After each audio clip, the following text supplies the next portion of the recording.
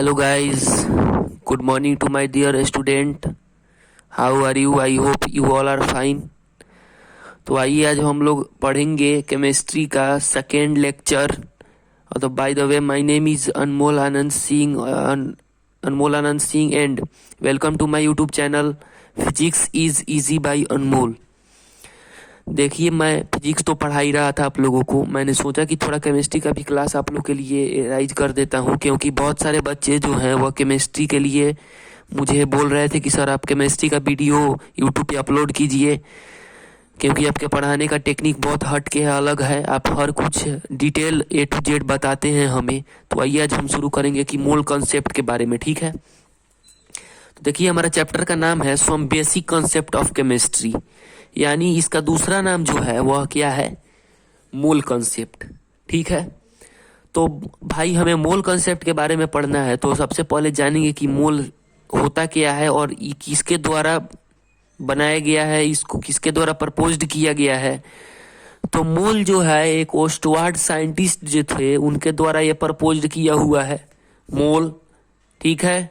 क्योंकि इस साइंटिस्ट के द्वारा प्रपोज किया गया है, ओस्टवार्ड के द्वारा प्रपोज किया गया है। तो समझ गए कि ये किसके द्वारा प्रपोज्ड किया हुआ था, तो ओस्टवार्ड के द्वारा प्रपोज किया हुआ है। आप इसे याद रखेंगे। जो मोल जो है एक लैटिन नेम है, ठीक है, जिसका मतलब होता है हीप, यानी ढेर। मान लीजिए हम, और पाइल भी होता है और मास भी, इसका वजन, मास मतलब इसका कुछ मास होता है। मान लीजिए कि हम एक बुक के ऊपर बुक रखते हैं, तो एक समय ऐसा आएगा कि हम 20 बुक एक दूसरे के ऊपर रख दिए तो एक यह ढेर बना लेगा, एक ऊंचाई हो जाएगा। उसी को हम लोग मोल के नाम से जानते हैं।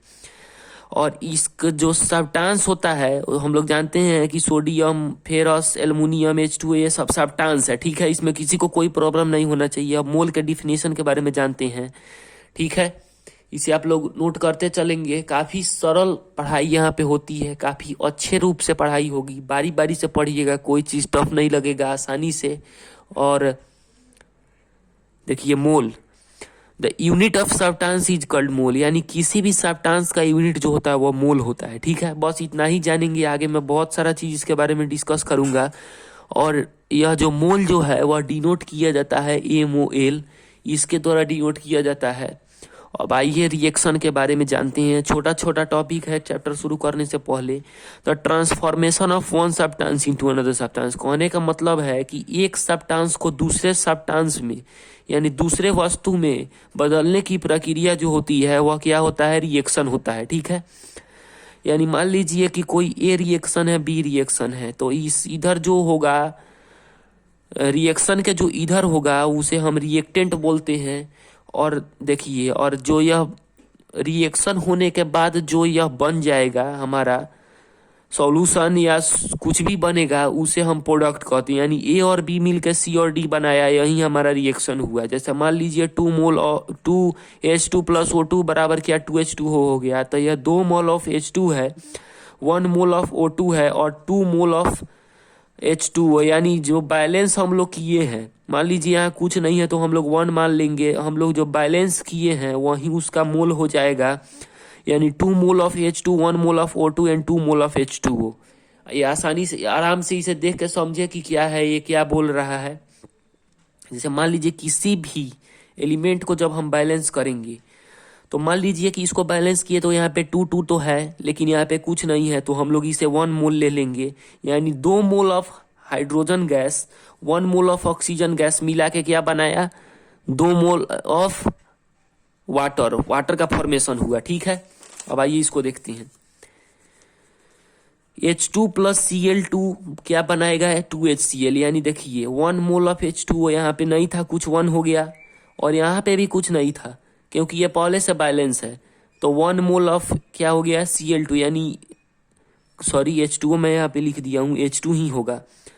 तो हाइड्रोजन और क्लोरीन मिला के क्या बनाया, HCl बनाया। हाइड्रोजन क्लोराइड का फॉर्मेशन किया, कितना hydrogen chloride, 2 mole of hydrogen chloride का, यानी ये रिएक्टेंट हो गया हमारा। देखिए ये जो हो गया ये हमारा रिएक्टेंट है, ठीक है, रिएक्टेंट है,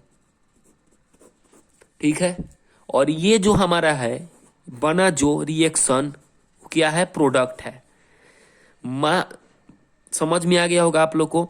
अब देखिए मास ऑफ एटम जो है वो नेग्लिजिबल होता है, यानी इसको काउंट नहीं किया जा सकता है, अदृश्यनीय है, इसको हम देख नहीं सकते हैं। अब देखिए आइए एक बहुत इंपॉर्टेंट टॉपिक है जिसे अपने कॉपी में आप लोग नोट डाउन करेंगे। मान लीजिए कि ये एक्स एलिमेंट है, तो ये जो एक्स है वह एक एलिमेंट हो गया, ठीक है। और इसके नीचे जो हम लोग शो करते हैं यह एक एटॉमिक नंबर होता है, जिसको क्या चीज से डिनोट करते हैं हम लोग, बताएंगे मेरे साथ। एटॉमिक नंबर को किस चीज से डिनोट करते हैं, तो जेड से डिनोट करते हैं, ठीक है।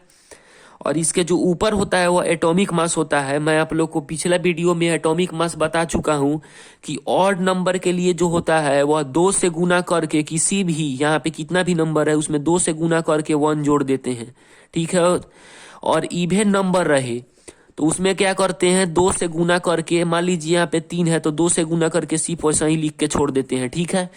तो एटॉमिक मास जो है वो ए से डिनोट किया जाता है, ठीक है। और जिसमें एक्सेप्शन में क्या आता है, हमारा 1 से 20 तक ही मात्र लागू है हमारा ट्रिक, जिसमें हाइड्रोजन, हीलियम, नाइट्रोजन, क्लोरीन और आर्गन, ये जो हमारा है वो एक्सेप्शन केस है, जिसका एटॉमिक मास ऐसा करने पे ट्रिक पे काम नहीं करता है, ठीक है। अब देखिए, अब जो ये मान लीजिए कि कैल्शियम है, तो ये क्या हो जाएगा, इसका एटॉमिक मास हो जाएगा, जिसको हम लोग ए से डिनोट करते हैं। कोई पूछेगा कि कैल्शियम का एटॉमिक मास क्या होता है, तो ए डिनोट करके हम लोग लिखेंगे 40। और कैल्शियम का एटॉमिक नंबर कितना होता है, तो जेड से डिनोट करके लिखेंगे क्या, 20, ठीक है। किसी को प्रॉब्लम नहीं होना चाहिए आज के क्लास में। Thank you very much. आप लोग इसे नोट डाउन कर लीजिए, वीडियो पॉज करके A to Z चीज जितना मैं आप लोग को बताया हूँ आज। देखिए आज इतना सारा अच्छा चीज मैं आप लोग को बताया हूँ। कृपया चैनल को सब्सक्राइब करें, लाइक करें, कमेंट करें और शेयर भी करें, और अच्छे से वीडियो को अंत तक देखें बिना स्किप किए हुए। Thank you.